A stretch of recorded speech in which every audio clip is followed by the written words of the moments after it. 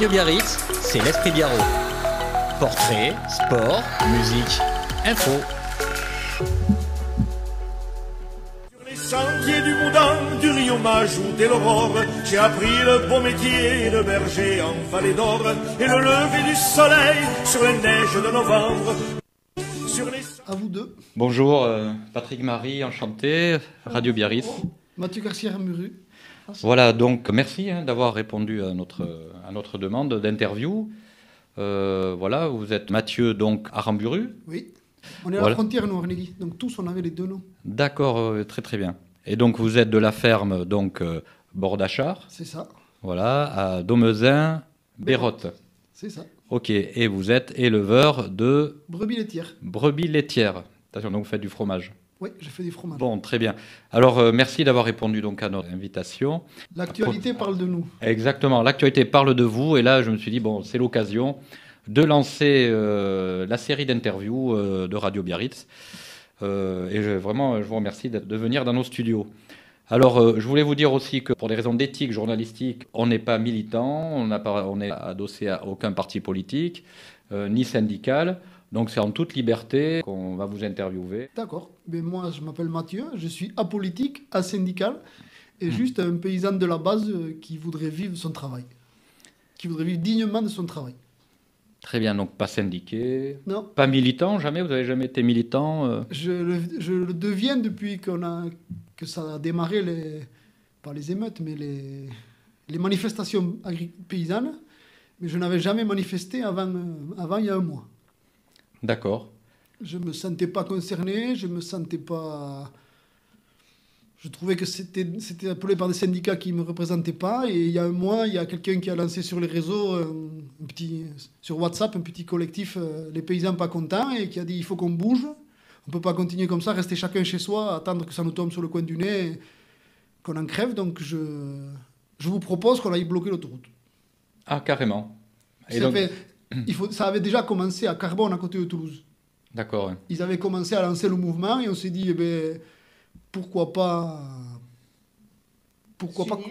s'unir asyndicalement, s'unir entre nous et montrer qu'on existe et qu'au lieu de rester chez nous à pleurnicher, à pas trop savoir, là au moins on s'est retrouvés.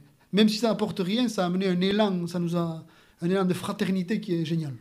Et oui, vous m'aviez dit que justement, entre paysans, généralement, vous ne vous racontez pas... on ne se raconte pas nos problèmes. Vos problèmes. On parle de tout, de rien, mais on ne se raconte pas nos problèmes.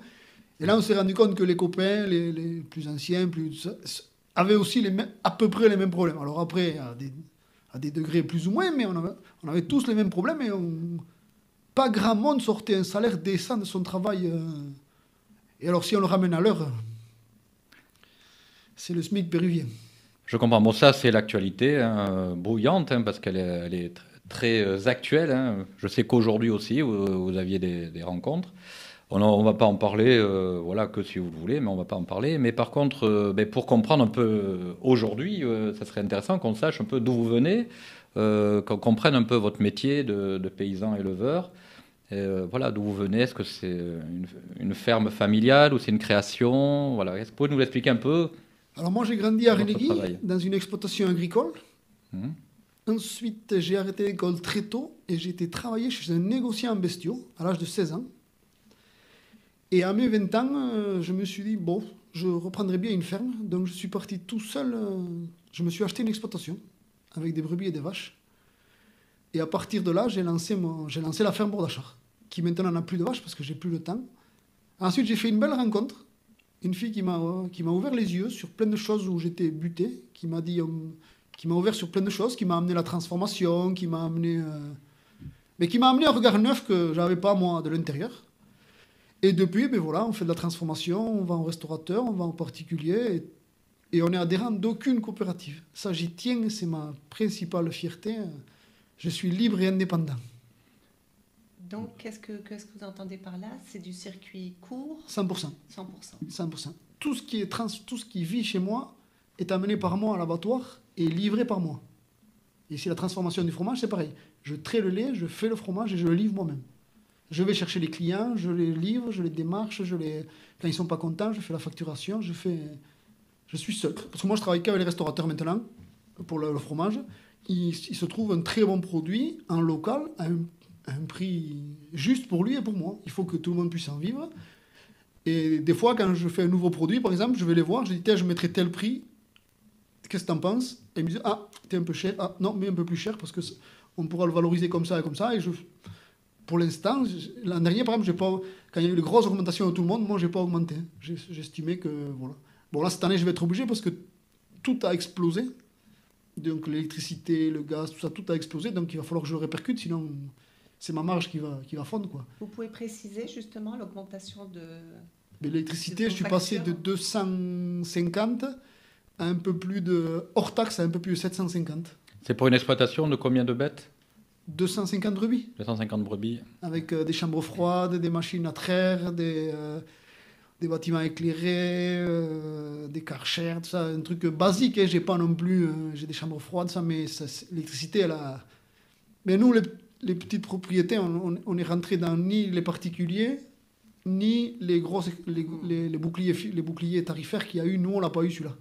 Donc, du coup, on l'a pris de plein fouet, mais on l'accepte, on n'a pas le choix, mais on va devoir répercuter sur les prix, sinon on va crever, quoi. Cette année, c'est plus possible. C'est la première année où mais tout coûte une fortune, quoi. Avant, il y avait quelque chose augmenté, mais le reste n'augmentait pas. Là, tout a augmenté de façon démentielle. Donc là, ce qui serait intéressant, c'est qu'on comprenne qu'est-ce qui, dans cette situation d'aujourd'hui, parce que bon, on a compris que c'est une exploitation, une création, que vous arrivez à produire voilà, des fromages, des produits laitiers, c'est ça, transformés, Ouais, c'est ça. et que normalement, vous devez en vivre, vous en vivez normalement. Et que depuis peu, vous n'arrivez plus à en vivre. Depuis cette année, non. Depuis cette année, non. Une fois que tout le monde est passé, j'ai plus de quoi me sortir un salaire. Donc c'est ça qui vous a fait vous questionner et réagir. Oui. Ouais. Et le fait que me dire, au début, je me posais des questions, savoir si c'était juste moi, et de voir que partout en France ça bougeait, je me suis dit bon, c'est pas moi le problème, c'est pas que moi en tout cas. Il y a peut-être des choses que je fais pas bien, ça certainement. Mais si tout le monde ne va pas bien dans ce milieu-là, c'est que c'est conjoncturel. C'est pas un problème de personne. C'est la conjoncture qui fait qu'on n'y arrive plus, quoi. Et oui. Et quand vous vous êtes installé, vous ne pouvez pas vous douter de ce qui allait se passer. Et est-ce que vous aviez fait le tour aussi des normes? Parce qu'on parle beaucoup des normes, de lourdeur administrative pour les petites exploitations. Elles ont triplé depuis qu'on s'est installé. D'accord. C'était en quelle année, rappelez-nous? 2009. 2009, et elles ont triplé. Déjà, c'était lourd à l'époque, mais là, pour remplir un dossier PAC, on ne peut même plus le faire nous-mêmes. Avant, on arrivait à le faire nous-mêmes. Maintenant, on doit passer par un organisme qui nous le remplit, tellement c'est compliqué, tellement il y a de normes, il y a de trucs, Et encore, quand eux, ils y arrivent, des fois, ils n'y arrivent pas, ils sont obligés de faire venir un collègue, parce que... Et encore, chez moi, c'est simple. Chez moi, c'est simple. Je vois chez certains,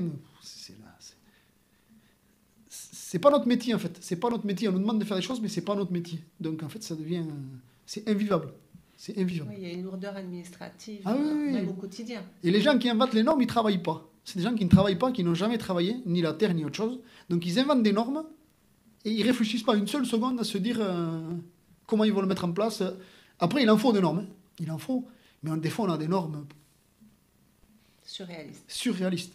C'est l'application surtout de la norme, la mise en place, la mise en place et puis la démonstration qu'elle est appliquée. Donc c'est ça l'administration, c'est démontrer en permanence, remplir des documents, c'est ça, des photos. En permanence. On est filmé tous les 3 jours. Hein. Nos exploitations sont prises en photo tous les 3 jours.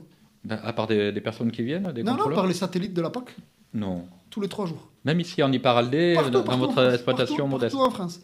D'accord. Ils vous disent tel jour vous avez fauché alors que vous n'aviez pas droit, vous deviez attendre 15 jours.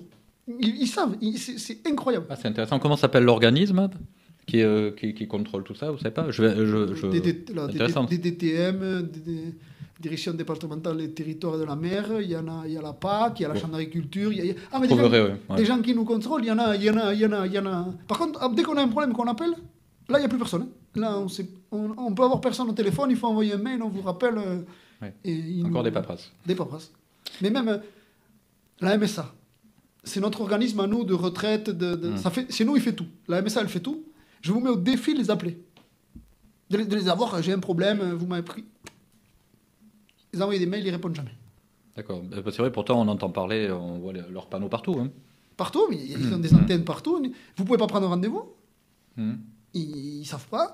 Vous pouvez pas appeler, ils décrochent pas. Il faut envoyer un mail. Et après, vous dites, c'est pas la bonne personne, renvoyez à telle personne, et nini, nana. Et entre-temps, ça dure des semaines et des semaines. Donc, j'arrive à deviner que votre métier, en fait, a été vampirisé vampirisé en termes de, en fait, c'est accaparer votre temps, en fait, Ouais. et du coup, vous faites plus votre métier à 100%, que vous aimez, vous faites autre chose qui vous semble inutile, même, Ah non, même inutile, coûteux. peut-être pas inutile. Peut-être pas. Il faut un peu de paperasse, il faut que ce soit un peu dans les Ouais. règles. Il fallait verdir tout ça, il faut diminuer les produits phyto, ça, je suis tout à fait d'accord. Mais de là à nous contrôler, qu'on puisse pas aller à 5 mètres au bord du ruisseau, et on a travaillé les 1 mètre, donc on a une pénalité parce que j'ai travaillé à 4 mètres au lieu de 5 mètres, tout ça. Parce que les bêtes, elles y vont, parce qu'ils s'ennuient, les types qui font ça, ils s'ennuient, c'est pas possible. Qu'est-ce qu'ils en ont à faire que mes brebis, elles aillent au bord de l'eau? D'accord, bon, c'est à ce niveau-là c'est à de ce niveau-là. contrôle. C'est le contrôle, en fait, C'est la- qui vous gêne. Et quand ils viennent contrôler, Quand ils viennent. contrôler, il faut être très fort pour pas se fâcher. Parce qu'ils vous considèrent déjà comme fraudeur, c'est Ouais, ça, c'est ça. d'entrée. Tout le monde est fraudeur. Pour eux, tout le monde est fraudeur. Donc vous voyez arriver les contrôleurs pas comme des amis, en fait. Ah non, C'est puis- pas des alliés. Ah non, pas du tout, pas du tout. Vous savez que vous allez prendre des rapports, il faudra expliquer pourquoi, et ceci, et cela, est-ce que vous êtes d'accord, et en plus, la plupart du temps, c'est des stagiaires qui nous envoient. Ah bon, d'accord. Ouais. C'est-à-dire qu'ils prennent des stagiaires à bas coût, ils leur disent, ben, vous allez là-bas, vous comptez les brebis, ah, il manque une boucle, oh là là, c'est la folie. Ça devient n'importe... Ça devient... Mais c'est très simple, quand j'étais jeune, les brebis, elles avaient une boucle non électronique. Maintenant, elles en ont 2 électroniques. D'accord. Les boucles, c'est quoi pour les auditeurs? C'est ce qu'on leur met aux oreilles avec leur D'accord. numéro, où il y a notre numéro d'élevage, donc elles nous appartiennent à nous, et leur numéro de travail. C'est 10 chiffres, 6 et 4. D'accord. Donc là, ils en ont 2. Avant, elles en avaient une seule qu'on mettait nous-mêmes, qu'on relevait, et maintenant, ils nous les envoient, ils nous les font payer 5 euros. Ils nous les font payer 5 euros. Et moi, il m'en faut 150 ou 200 par an. D'accord. Et de ça ils vérifient que c'est... Enfin, et après, ils disent, mais elle est où cette boucle? Il la manque. Pourquoi elle n'est pas dans le renouvellement? Ah non, mais c'est l'agneau qui est mort. Hein. Ils sont plus inquiets du bien-être animal que du bien-être paysan. Hein. Vous avez jamais entendu parler quelqu'un du bien-être paysan? Est-ce que le paysan va bien? Est-ce qu'il est au bout? Est-ce qu'il est en détresse mentale? Personne n'en parle jamais. Ah, le bien-être animal, vous en avez des centaines de vidéos, vous allez trouver où un pauvre gars qui est au fond du seau, il s'est pas occupé d'une pauvre brebis, et alors là, vous la prenez en vidéo, vous en avez pendant 6 mois à la télé. Mais personne n'a été parlé que ce mec-là, il est au bout de sa vie, il a failli se suicider ou des conneries comme ça. Ça, personne n'en parle jamais. Et pourtant, des copains qui se foutent au bout des fourches, moi, j'ai 35 ans, je dois être au 15e. Hein. Ah bon, des relations proches. Génération. On y parlait Non. sur toute la France. Pas sur toute la France, mais sur la moitié sud, c'est... Ils s'en suicident minimum 2 par jour. Ah, quand même. Chiffre officiel. Mais c'est grave, parce qu'en fait, vous arrivez un peu à percevoir pourquoi ils arrivent à un tel acte. La détresse. Ils se retrouvent tout seuls. Alors, ils n'y arrivent plus. Donc, ils se retrouvent tout seuls. Ils n'en parlent pas. Si peu qu'ils prennent un contrôle, qu'ils les met encore plus, et puis après, la machine est lancée, ils se disent comment je vais faire, et puis ils passent à l'acte. Vous avez des dettes? Oui. J'ai des dettes à la banque.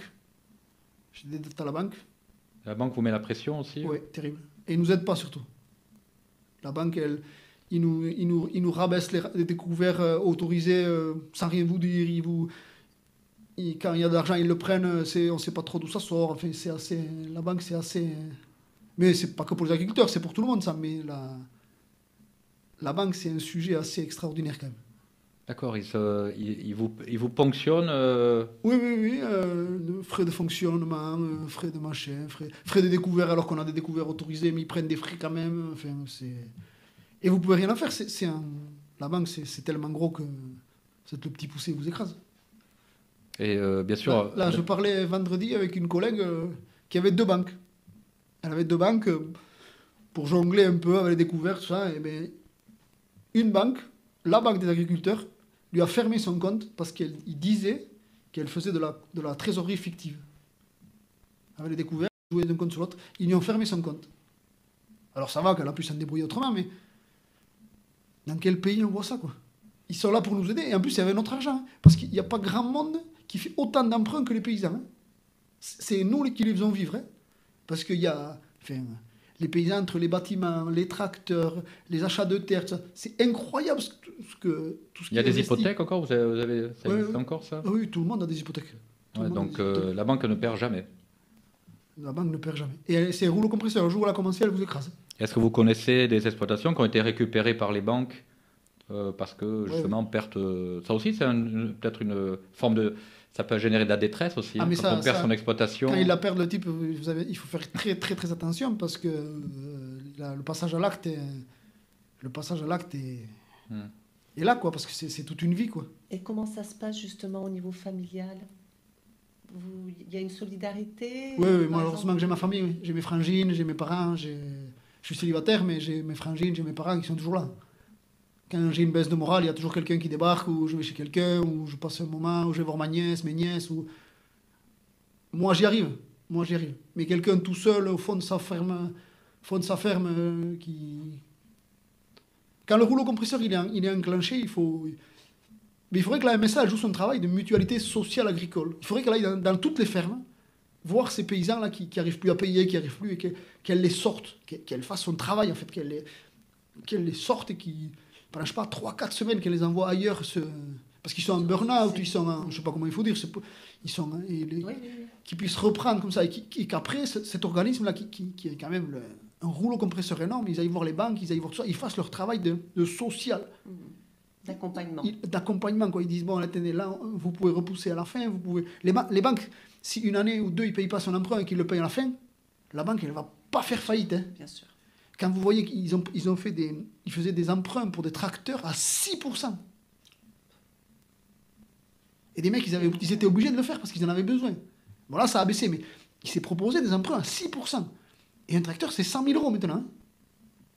Le moindre petit tracteur, c'est 100 000 euros, hein. Je ne vous parle même pas des gros qu'on voit à la télé, hein. Oui, puis c'est pas un tracteur que vous avez besoin. Ça dépend des fermes, mais ça dépend des paysans, ça dépend des fermes, ça dépend de... Ça, après, il y en a qui aiment le matos, il y en a qui l'aiment pas. Il y a le paysan comme moi qui délègue beaucoup, et qui ont qu'un petit tracteur. Et après, il y a le paysan qui aime faire, qui aime ça, qui le font, qui font... Ça, c'est chacun qui voit à midi à sa porte. Moi, je préfère déléguer. Et qu'est-ce que c'est? Vous pouvez nous expliquer Eh bien, je paye quelqu'un pour faire tel travail. Le D'accord. labour, par exemple, j'appelle un gars qui a ses machines, qui est un entrepreneur de travaux agricoles. Il vient, il laboure. Et moi, par exemple, je lui dis, dans telle parcelle, je veux le maïs. Je lui pose des sacs de semences et il se débrouille. C'est la co-création que vous faites alors? C'est de la prestation, il nous fait de la D'accord. prestation. Et après, il nous envoie une facture. Alors moi, à mon niveau, ça m'évite d'investir dans des gros tracteurs, dans des machines que je n'ai pas besoin, j'aime pas ça, donc ça m'intéresse pas. Mais il y a aussi, enfin, le fléau du monde agricole, c'est le machinisme. Il y a des paysans qui s'en mettent jusqu'en haut de la tête pour des tracteurs, des machins, des machines. Alors, je ne sais pas s'ils en ont forcément besoin, mais après ça tombe en panne, ça marche pas comme il faut, et c'est toujours des frais, quoi. Acheter un tracteur, c'est perdre de l'argent. Et qu'est-ce qui fait qu'on fait ce choix justement de passer à la machinisation? Par exemple, dans vos collègues Je sais pas. Moi, c'est parce que j'aime pas ça. Donc moi, j'ai délégué parce que j'ai horreur de ça. J'aime pas perdre mon temps sur un tracteur à tourner en rond. Mais il y en a qui préfèrent le faire eux-mêmes parce qu'ils sont très maniaques, ils veulent que ce soit fait comme ça, tel jour, machin. contrôle. Le problème de mon système, c'est que moi, j'appelle et il vient quand il veut. Puis c'est des petites communes aussi. Donc un gros tracteur pour 3 ou 4 Ça marche. exploitations. Ici, Ça marche pas. ça s'appelle les CUMA, ça s'appelle les coopératives d'utilisation du matériel agricole. Hmm. Ça marche, mais c'est compliqué. C'est compliqué. C'est compliqué. Bah, c'est une tentative. Non, mais ça a été. Au début, c'était une très bonne idée. Et maintenant, elles ont grossi. Elles ont un bloc de matériel. Les tracteurs sont devenus énormes et tout ça. Et ils n'arrivent plus à suivre le boulot qu'ils ont à faire. D'accord. Donc, du coup, et puis, comme dans beaucoup de choses, il faut trouver des chauffeurs. Parce que ces tracteurs qui valent 250 000 euros, des machines qui en valent 50, 60 derrière, vous ne pouvez pas mettre un brancard, quoi. Il faut que ce soit bien fait, il faut que ce soit... Bon, on commence un peu à percevoir un peu l'intérêt. D'abord, que c'est un métier super intéressant, mais la complexité de C'est pas le l'administration. métier, c'en est 30. Voilà, c'en est 30 métiers à la fois, mais bon, proche de la nature, bon, ça on le sait tous. Mais donc du coup, là maintenant, là je vous vois plutôt, voilà, plutôt en forme, vous-même. Donc vous êtes un peu. Est-ce que vous agissez là avec vos camarades paysans pour justement changer la donne. Qu'est-ce que vous faites aujourd'hui? On essaye de faire des manifs, de se faire voir, on essaye de se grouper pour faire plein de choses, mais tout ce qu'on veut faire, c'est tellement compliqué que souvent, on baisse les bras, quoi.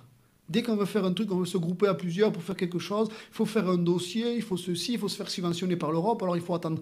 Quand vous voulez faire un truc, en gros, il faut attendre 2 ans avant que ça passe ça. Et tout est compliqué, quoi. Tout est compliqué. Enfin, il y a des super projets qui sont tombés à l'eau à cause d'une fleur qui était à un endroit, il ne faut pas la déranger. Il y a des super projets qui sont tombés à l'eau pour des broutilles, quoi. Donc aujourd'hui, avec vos collègues paysans hein, autour de chez vous, est-ce que maintenant, depuis cette crise, on peut l'appeler ça une crise, est-ce que vous voyez plus souvent? Comment ça se passe? Comment vous allez vous organiser maintenant, aujourd'hui? Mais là, pour l'instant, on est dans le dur. On n'a pas réfléchi à l'après. Là, pour l'instant, c'est des actions coup de poing. C'est des actions... On fait des actions, mais... Ah, vous participez aux actions? Oui, on essaye de participer tout ce qu'on peut, hein, parce que je suis tout seul, donc il faut s'occuper de notre bétail, mais on se remplace. J'ai un voisin qui me vient quand je m'en vais manifester, qui vient m'aider. Et si, quand lui, je lui dis, je rentre, je m'occupe de tes vaches, tu y vas. Et on essaye de s'arranger pour être présent, pour dire, voilà, tous ensemble, quoi. Tous ensemble, et on va faire bouger les choses. Et autour de vous, tout le monde est solidaire? Tout le monde veut que ça change? Autour de moi, monde paysan ou familial? Oui, dans le monde paysan et familial, pourquoi pas? Dans le monde... Oui, dans le monde... Alors, dans le monde paysan, les syndicats ont encore des bons soldats. Voilà, les paysans. Dans les paysans de la base, oui. Mais on a quand même du mal, hein, parce qu'il y a quand même les syndicats qui ont des bons soldats, qui écoutent encore...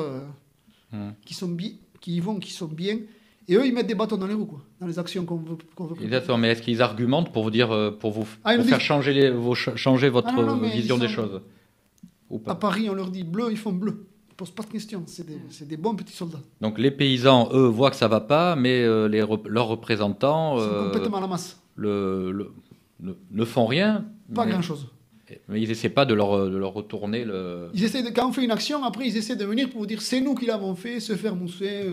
Quand il y a un résultat. Quand il y a une action, mais après dès qu'on veut bouger, ils mettent la pression sur sur les groupes internet là, un peu cachés, là, on dit on ferait bien ça, et ça. Non, surtout pas, il faut pas attaquer telle coopérative, il faut pas attaquer telle banque, il faut pas, surtout pas, pas tel Leclerc. Ils ont leur parti pris et leur croyance, il ne faut pas y toucher, quoi. Et au niveau familial, comment ça se passe? Je suis bien soutenu. Je suis bien soutenu. Ils me connaissent, ils savent que quand je fais un truc, je le fais à fond. Alors s'ils commencent à dire que non, ça ne va pas... Et comment vivait votre famille avant, dans le passé?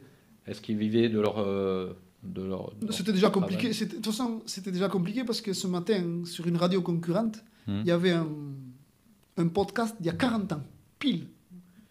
Et qu'est-ce que c'était? C'était les paysans qui sortaient pour aller manifester à Bayonne pour le revenu digne. C'était il y a 40 ans. Un revenu digne. Un revenu digne. Ouais, c'est pas... Alors c'était en francs, c'était des sommes pour nous qui nous sommes dérisoires. Mais il y a 40 ans, jour pour jour, ils manifestaient à Bayonne. Donc c'est pas d'aujourd'hui le problème. Hein. Non. Quel est le salaire à peu près de... Moi, le mien, il a commencé aux alentours de 1 000 €. Et là, il est péniblement à 300. Quand ça va bien. 300 €? 300 €, oui.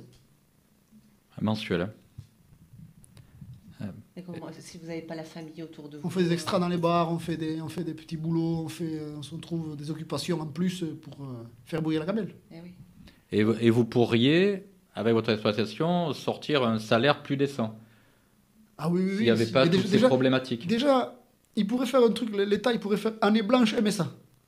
Il donne 10 000 € à tout le monde, dans toutes les exploitations, minimum 10 000 € à tout le monde. Pam, comme ça, cadeau. Là, déjà. Et la MSA, ils peuvent, et cette année qu'on ne paye pas, on ne demande pas à ne pas la payer. On dit qu'ils la rebasculent dans 1 an ou 2 ans et qu'ils l'étalent sur 5 ans. On ne demande pas à ne pas la payer. On est juste cette année-là, on est là, donnez-nous une bouffée d'oxygène. On ne demande pas de ne pas la payer. En gros, une prime, c'est ça Non, de ne pas payer cette année nos charges MSA. D'accord. À des charges, c'est tout. Donc ne pas payer les charges. Ne pas payer ces charges-là, ce qui fait à peu près 10 000 € par exploitant. Ah oui, quand même. Donc ça c'est de l'argent qui va être réinjecté. Alors une partie, on se les prendra pour nous pour vivre, et l'autre partie, elle ira dans la ferme. Ça évitera un PGE, un machin très compliqué, il va falloir remplir des papiers, on sera dedans, pas dedans. Là, tout le monde peut toucher, gros, petit. Après, ceux qui veulent payer, qui se sentent, qui n'en ont pas besoin, qui ont la trésorerie, qu'ils y aillent. Mais en 2 décrets, il peut sauver toutes les exploitations et sans passer par les banques, sans passer par le... Sur le long terme, il peut les sauver ou il faudrait renouveler Déjà, le long terme, il faut qu'il en reste des paysans à la fin de l'année. Hmm. Parce que sur le long terme, s'il n'y en a plus, il va falloir... et puis après, il faut qu'il réforme l'agriculture dans sa globalité, quoi. On ne peut pas être tenu par 15 paysans qui sont partout, quoi. Parce que la MSA, elle a un conseil d'administration. Souvent, dans les grosses coopératives, c'est les mêmes. À Groupama, c'est les mêmes. Et au Crédit Agricole, c'est les mêmes. C'est les mêmes paysans qui sont dans ces conseils d'administration. C'est des bureaucrates. D'accord. Donc, en fait, ils tiennent tout le milieu agricole. Ils tiennent tout. Donc, non cumul des mandats, déjà, pour commencer. Et déjà, en l'agriculture, on va aller mieux. Parce qu'eux, ils prennent une décision et ils la font partout où elle est adoptée. Que s'il y avait plus de... Pas de consensus. Voilà, c'est ça. Ils décident, c'est des gros paysans, souvent, qui ont des intérêts dans les coopératives ou qui ont des intérêts, et du coup, ils musellent le niveau agricole. Il n'y a qu'à regarder Arnaud Rousseau, hein, le président de la FNSEA. Il a quand même, je ne sais pas combien de mandats, et c'est le président du groupe Avril. Hein. Le groupe Avril, c'est le groupe qui vend le plus de merde en agroalimentaire dans le monde. Hein. C'est lui qui est censé représenter le syndicat majoritaire. Hein. Et bien là, on n'est pas sauvé. Hein. Et je l'assume, hein, vous pouvez mettre son nom. Oui, bon, il est passé partout à la télé. Je pense que ce que vous avez dit, tout le monde l'a, en tout cas, entendu parler de cette personne. Alors, du coup, c'est une histoire d'argent. Il suffirait déjà qu'on allège et les contrôles et les charges. Quand ils viennent contrôler, qui nous appellent déjà, qui viennent pas à l'improviste, qui nous appellent. Tel jour, on aimerait vous faire un contrôle. Vous inquiétez pas, qu'ils arrivent déjà en se disant, ils fraudent pas. Et déjà, s'ils arrivaient eux-mêmes en étant sympas, ouverts à la discussion. Et constructifs. Il y a beaucoup de paysans parce qu'on entend des trucs énormes et qu'ils ont pris des coups de fusil, qu'ils ont ramassé des branlés et tout ça. Mais je dis pas qu'ils le cherchent. C'est pas leur faute. Eux, ils sont payés pour un travail. Mais leur façon de faire en arrivant, eh bien, je suis sûr que ça pourrait... Et moi, j'aimerais que... Alors, c'est une utopiste, mais qu'à chaque contrôle, il y ait un autre paysan présent. Un paysan qui a un peu de poids sur eux, sur leur contrôleur. Un paysan un peu référent dans le canton. Qu'il faudrait... Un témoin. Ouais, mais qui ait du poids, qui puisse leur dire, oh, là, on se calme. Parce que quand ils voient qu'ils peuvent presser un type, les contrôleurs, là, ils y vont. S'il y avait un mec qui leur disait, là, doucement, on se calme, qui peut se faire un peu contre-pouvoir. Donc, les conséquences de ces contrôles, si je comprends bien, en fait, vous coûtent en argent et en temps, parce que s'il faut remettre aux normes ou déplacer des clôtures ou quoi que ce soit, ça vous coûte et en temps et aussi en amende aussi. Ah, oui, mais alors ils ne mettent pas d'amende, ils sont plus vicieux, ils vous enlèvent des pourcentages de la PAC. Ah oui, d'accord, donc c'est lié à la PAC. Ah oui, mais tout est lié à la PAC. D'accord. La PAC qui n'a pas été versée, on doit la toucher en octobre, et qui sera peut-être versée le 15 mars. Et qu'est-ce que vous en pensez de la PAC?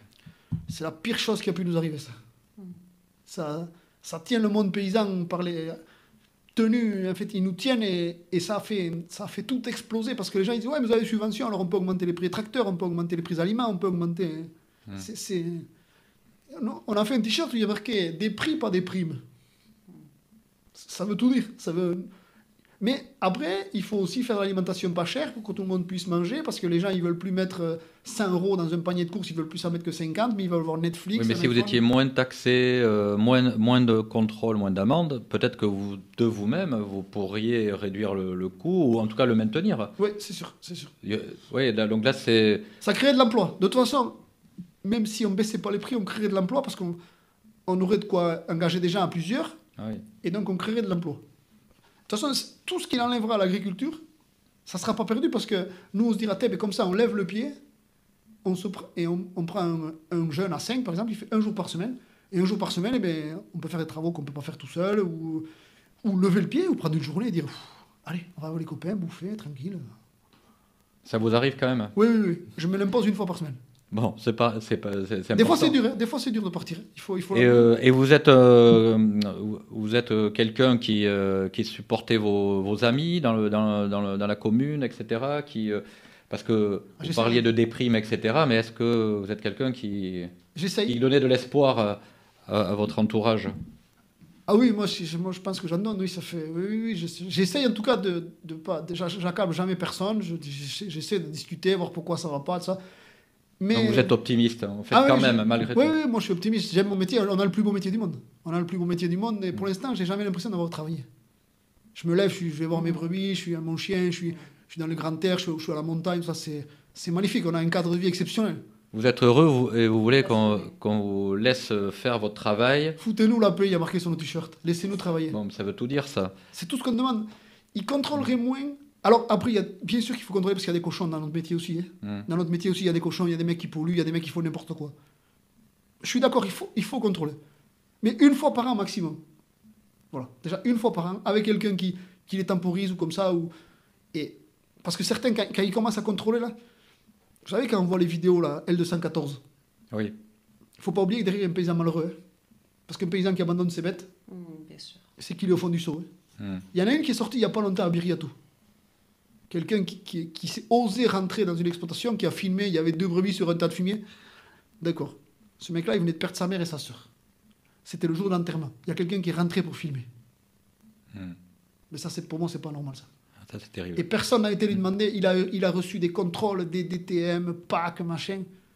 Mais tel jour, j'étais à l'enterrement de ma mère, il a dit. Ça a mis un froid quand même. Hein. Ça a mis un froid quand même. Hein. Et ils ont été voir, ils n'ont rien trouvé. Hein. La préfecture, tout ça, ils ont trouvé 0 anomalie. C'est juste que quelqu'un, à l'instant T, est rentré sur cette exploitation. Il était seul dans son exploitation? Oui, il est seul. Il a perdu ses parents. Et personne, la préfecture ou la DTM, ou personne n'a pensé à dire, vous allez bien? Ça va, vous? Vous avez besoin de quelque chose? Juste ça, quoi, le côté humain du paysan, quoi. On est des machines à produire, en fait. Ils oublient que derrière, il y a des hommes et des femmes et des... Quand on vous écoute, on a le sentiment que vous ne vous sentez pas respecté et plutôt persécuté. On n'est pas respecté, non. On n'est pas respecté, non. Mais on n'est pas respecté par la...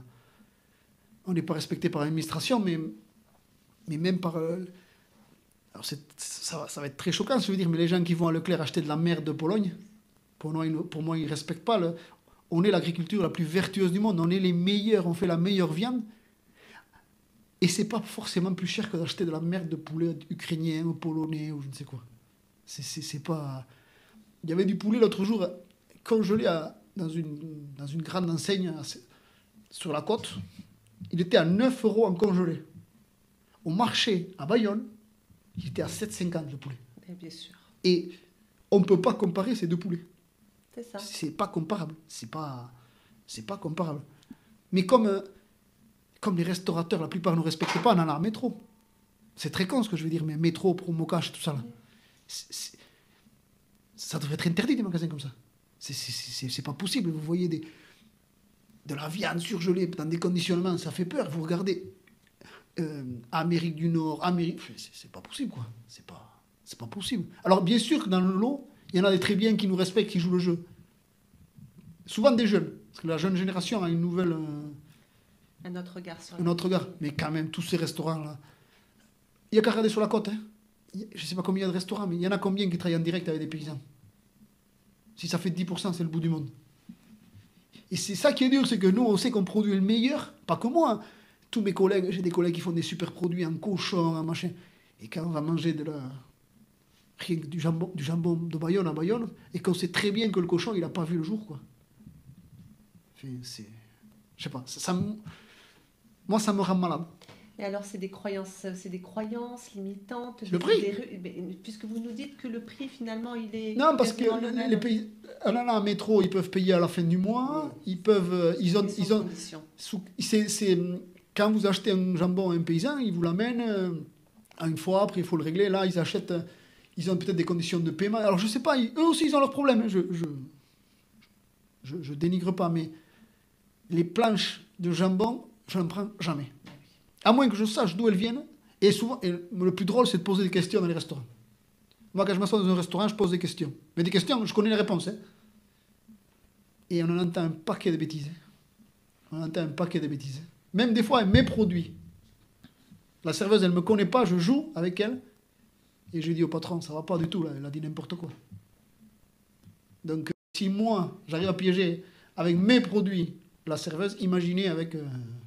Donc, ils ne connaissent pas. Rien. Donc, il y aurait tout un... En fait, Là, on est en train de parler un peu des solutions là, que vous imaginez. Donc, ça veut dire les comportements des restaurateurs, des consommateurs. Donc, vous parliez en début d'interview des circuits courts, mais c'est vrai que on en entend beaucoup parler. Hein. On a fait quelques émissions sur Radio Biarritz sur les circuits courts. Le contrôle, hein, le contrôle moins à charge. Parce que ce que j'ai compris, c'est que les contrôleurs viennent, par défaut, vous êtes coupable. On est forcément coupable. Coupable, par défaut. Et ils savent qu'ils vont trouver. Et les taxes et impôts qui vous... qui étouffent, voilà, qui vous étouffent. L'avenir, comment vous voyez? Parce que là, c'est aujourd'hui, là, mais demain, comment vous voyez? L'avenir, on fait année par... Enfin, pour mon cas, je fais année par année. Je ne peux pas vous dire si l'année prochaine, je continue. Mais vous lâchez pas?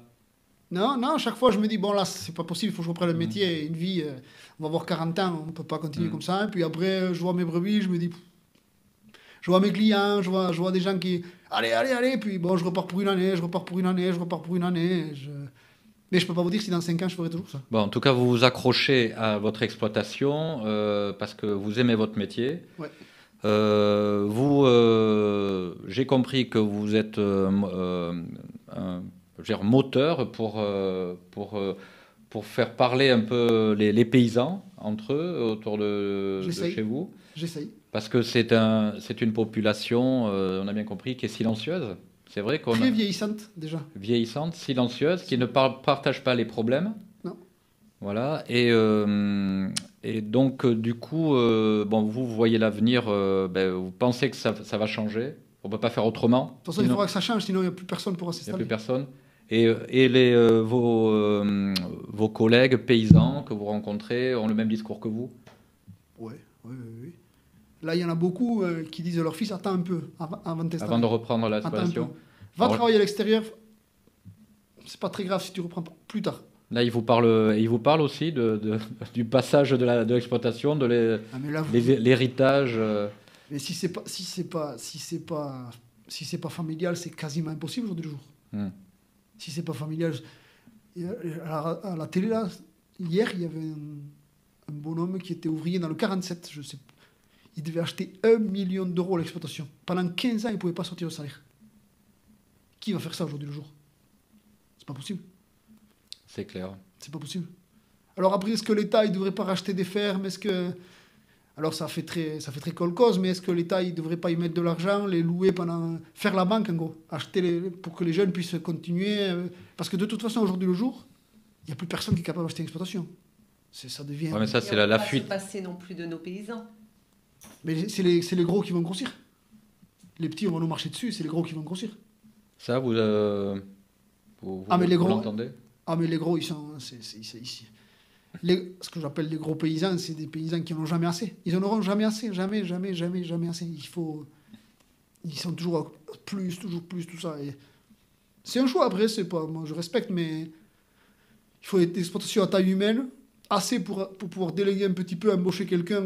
pour pouvoir souffler, faire des papiers, tout ça. Mais après, des exploitations énormes, je ne vois pas l'intérêt qu'un type il ait 700 hectares, par exemple. Oui, en France, la moyenne, c'est 69 hectares. C'est déjà beaucoup. La moyenne, c'est déjà beaucoup.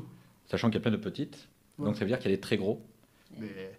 Et c'est quasi une exception en Europe, parce que là, on n'a pas le temps, mais on aurait pu parler de l'aide qu'on donne à l'Ukraine en autorisant justement de faire venir des produits ukrainiens, mais eux, la moyenne d'exploitation, c'est 1000 hectares.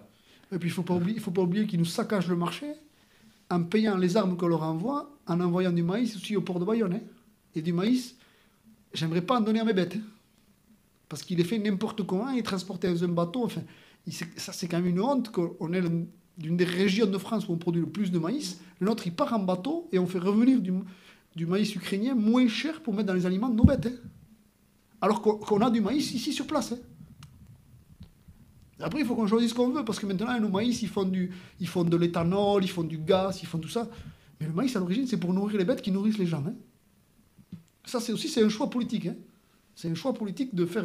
Là, ils font venir des bateaux ukrainiens au port de Bayonne. Enfin, là, vous les avez vus? Alors moi, non, parce que moi, je ne m'y intéressais pas jusqu'à présent. Mais des collègues qui font beaucoup de maïs, ils te disent il y a des bateaux qui viennent pour décharger du maïs ukrainien. Ben voilà, c'est une info. Ce serait intéressant d'aller voir un peu la CCI qui gère le port. Mais alors là, avant qu'ils vous avouent quoi que ce soit, C'est intéressant. nous, il y a une action du blocage du port, mais il y avait tout le monde s'est affolé quand c'est le blocage, il y a eu le port, parce qu'ils ne voulaient pas qu'on rentre. Ah ouais. Ils voulaient bien qu'on bloque, mais ils ne voulaient pas qu'on aille voir ce qui se passe. Donc on n'a pas abordé les actions que vous avez menées, vous le dites vous-même. Il y en a eu plein et des bonnes. Est-ce qu'il y en a, bon, vous avez été satisfait des résultats? Ils ont des résultats en tout cas. Des mesurettes pour l'instant. Des mesurettes, voilà. Pour l'instant, on n'a rien. Disons, vos résultats, vous, je ne parle pas des résultats. Mais on n'y va pas pour nous, là. On y va pour la cause. On y va pour la cause. On sait très bien que ceux qui vont manifester, là, il n'y a pas d'argent qui va rentrer l'après-midi sur le compte. On y va pour la cause, en fait, pour vous unir, pour sauver l'agriculture. Pour qu'il y ait des jeunes qui puissent arriver, qu'on puisse leur dire, oh garçon, vas-y, tu vas gagner ta vie. Tu vas pas gagner 100 et des 1000 par rapport, mais au moins tu vas gagner ta vie, quoi. Parce que, il faut normalement. Il faut aussi parler. Il y a un truc qu'on n'a pas parlé, mais il faut en parler. C'est des femmes, des hommes, des paysans qui acceptent d'aller travailler à l'extérieur pour faire bouillir la gamelle. Hein. Et ça, c'est eux qui ont le rôle le plus dur, parce qu'eux, ils sont pas passionnés par leur boulot, mais ils laissent leur mari ou leur femme sur l'exploitation parce que voilà, ils s'en sortent pas, mais il faut que quelqu'un aille faire bouillir parce qu'il y a les gosses, ça il faut. Mais ces gens-là, ils n'ont aucun statut, mais ces gens-là, il faut en parler parce que pour moi, c'est très très important ce qu'ils font. S'il y a autant de paysans, c'est parce qu'il y a aussi beaucoup de gens qui travaillent à l'extérieur dans le couple qui se sacrifient. Alors pas tous, mais une partie qui se sacrifie pour faire bouillir la gamelle, quoi. Et en plus, qui aide à l'exploitation. Ah ben ça c'est sûr, en rentrant, ils donnent un coup de main. Ils donnent un coup de main, tout ça. Et les enfants, et tout le monde. Heureusement qu'il y a la main-d'œuvre familiale, sans ça, on ne s'en sortirait pas. C'est clair. Donc demain, vous avez prévu de rentrer dans votre exploitation ou d'autres actions? Avec vos camarades ben, j'espère qu'il y a des actions pendant le salon qui vont se mettre en place, mais c'est assez compliqué. Pas mal de paysans sont au salon. Vous voulez en parler un petit peu du salon? Non. Non. C'est le salon de l'agro-industrie, de l'agro-chimie, de l'agro-business, de tout ce que vous voulez, sauf de l'agriculture. D'accord. Il n'y a aucun petit paysan, par exemple, qui a un stand au salon. Il y a des artisans, mais il n'y a pas de petits paysans qui ont un stand au salon. Pour fournir tout ça, hein. Et tout ça, c'est payé par nos impôts, parce que les stands, ils sont souvent loués par les régions, hein, qui, eux, après, les remettent, qui les sous-louent à des paysans, mais il n'y a pas à faire. Je suppose que ça ne doit pas être donné, non, d'avoir le mètre carré au salon de l'agriculture. J'en ai absolument aucune idée. Je pourrais pas, je vais pas en parler, je sais pas. Non, mais je note aussi, c'est des infos intéressantes. Mais on pourrait le trouver, Ouais. Bah oui. Mais il n'y a aucun appel d'offres, par exemple. C'est toujours les mêmes, souvent les mêmes qui vont au salon, qui font leur beurre, qui font leur... Bon, voilà, c'est pas... Ce n'est pas le reflet de... Non, pour moi, à Biarritz, il y a un salon de l'agriculture qui est 100 fois plus... qui s'appelle Lourama, qui est 100 fois au-dessus de celui de Paris. Hein. Alors, il y a moins de bétail, ça c'est vrai, mais quand même, il y a des paysans, il y a des vrais paysans, des petits paysans qu'on arrive à découvrir, qui viennent, qu'on ne connaissait pas, tout ça, et il y a des produits fantastiques, il y a des repas fantastiques. Les repas au salon de l'agriculture, les sandwichs, c'est une honte. Hein. Donc finalement, ce qui va se jouer, c'est au niveau local. C'est la solidarité, c'est peut-être des initiatives de co-création, de regroupement. Mais ça, sur le long terme. Ça, sur le long terme, j'y crois, moi. Je crois aux particuliers qui va venir acheter, où on va livrer, où on va créer des petits magasins. Ça, j'y crois. Mais ça c'est sur les 10 prochaines années. Mais là, on a besoin. Là, il faut que l'État il se bouge pour maintenant, là, pour les 2 ans qui arrivent, là, là.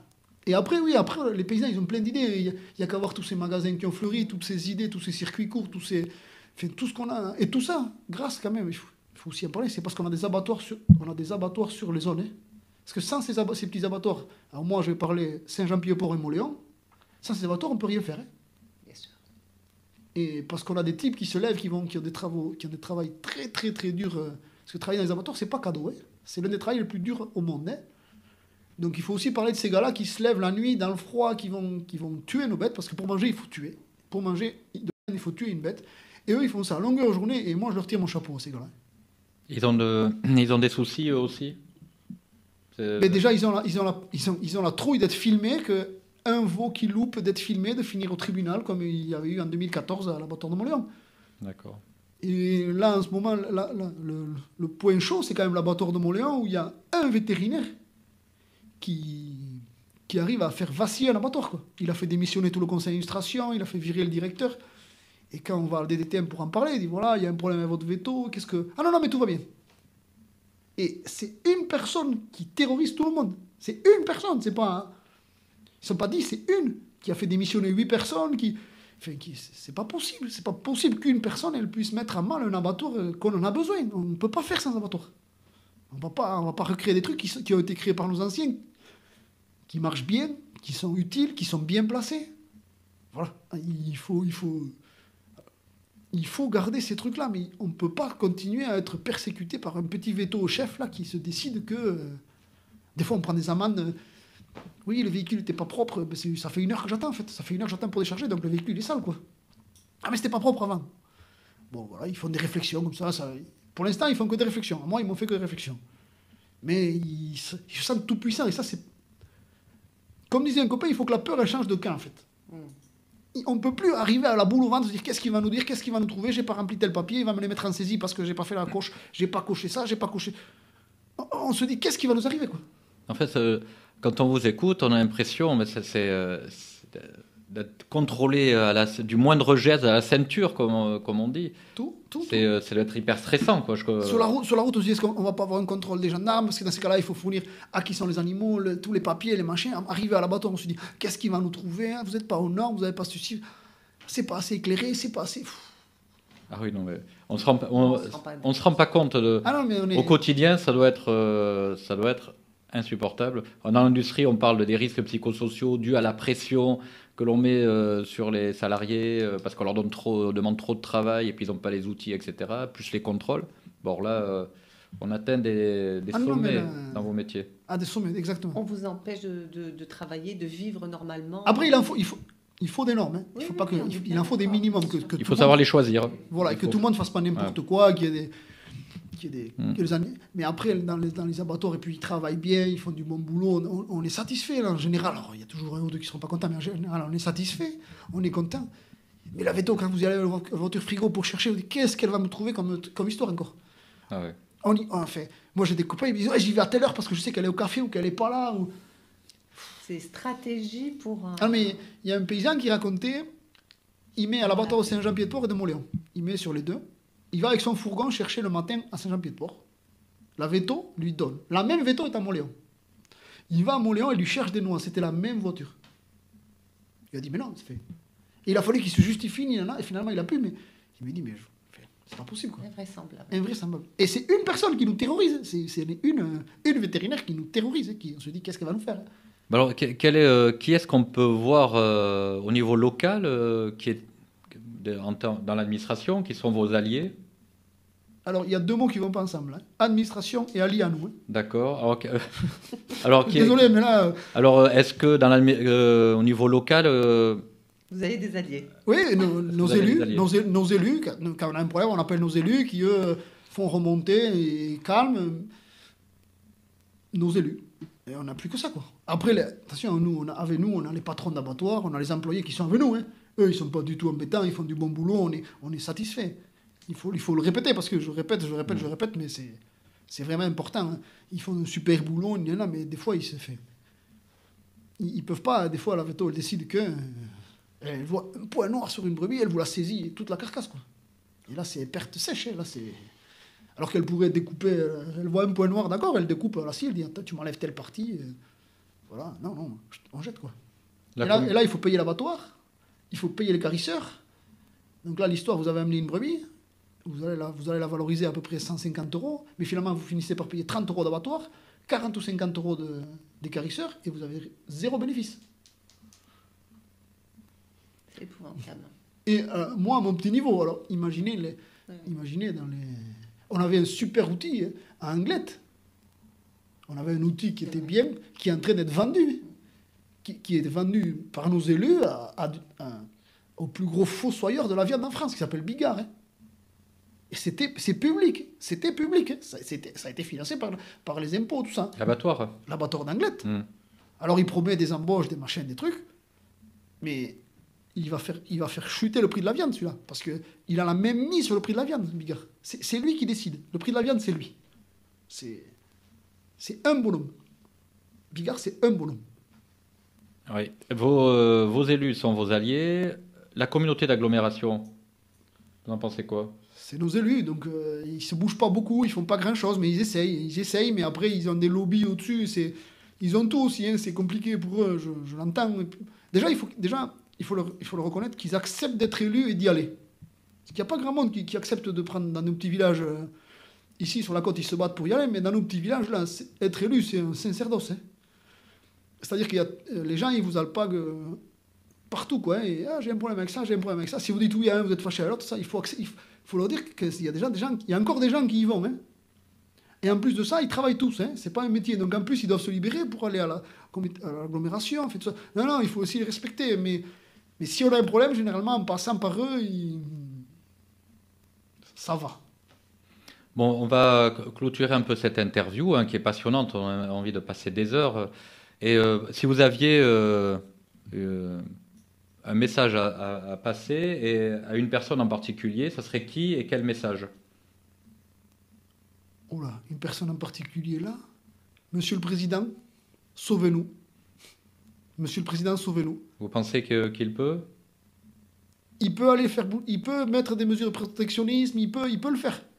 Il faut peut-être réfléchir à une autre Europe, mais ça serait encore autre chose, mais il peut mettre des mesures de protectionnisme, il peut secouer le cocotier. On est quand même, c'est nous les plus puissants en Europe. On est l'agriculture la plus, donc il faut qu'on montre qu'on est là, quoi. Mais je pense que si lui et son ministre de l'Agriculture, ils se bougent pas, parce qu'il faut qu'il fasse des mesures ici, mais c'est surtout il faut qu'il aille à Bruxelles nous sauver. Et vous pensez que jusqu'à présent, il ne connaissait pas la situation? Non, il ne savait même pas qu'il y avait des paysans sur son territoire. D'accord. Et donc vous pensez qu'il il la voyait au salon, comme tout le monde voyait des paysans au salon, mais c'est un peu... Le reste de l'année, vous entendez parler d'un paysan, à part au salon? Nous, oui, mais parce qu'on a les marchés. Mais à part ça. Mais c'est vrai que dans les grandes villes, c'est pas évident. Donc Manu, comme on dit... Si tu écoutes, Monsieur le Président. Manu, Monsieur le Président, il est cool, non? On le voit toujours. C'est pas grave, c'est Monsieur le Président. Monsieur le Président. Très bien, on respecte. Monsieur le Président, sauvez-nous. Voilà, il faut sauver les agriculteurs. En passant par vos préfets. En passant par vos préfets. Oui. Parce que notre premier interlocuteur, c'est les préfets. Après, il faut qu'ils puissent agir sur les contrôles, il faut qu'ils puissent agir sur les taxes. Non, mais les contrôles, le préfet, il ne peut rien parce qu'ils sont au même niveau. Le chef de la DTM et le préfet. D'accord, donc... il faut que ça vienne de plus haut. En tout cas, merci. On a essayé de comprendre un peu votre quotidien et puis disons ce qui se passe aujourd'hui, en fait, ce que vous vivez. Bon, en tout cas, pour vous, c'est pas un drame. Vous êtes plein d'espoir. Heureusement.